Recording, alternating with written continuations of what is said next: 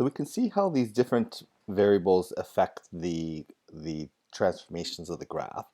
So this one here, if we move it, the h value, this is the one on the inside, okay, that as we change that value, okay, if we make it more negative, it goes to the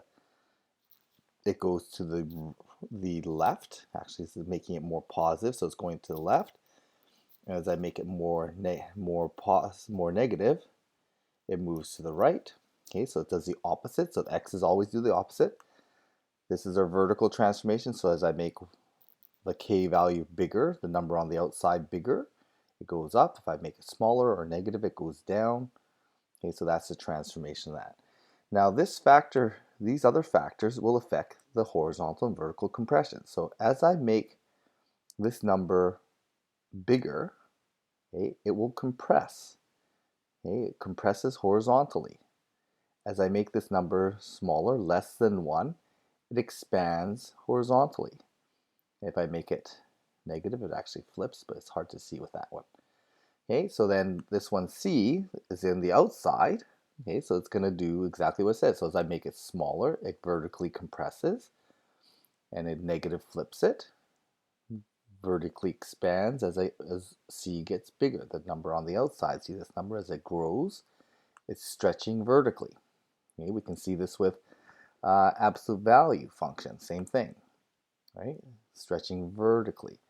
This one's gonna stretch horizontally as I make that value less than 1.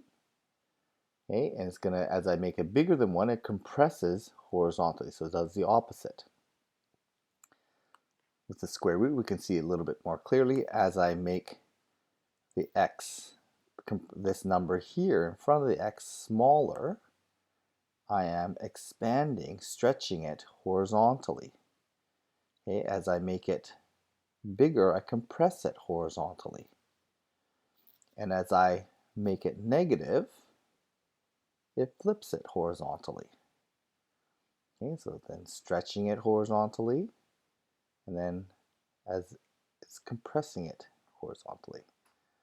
Okay, so this one here, again, it's expanding it horizontally.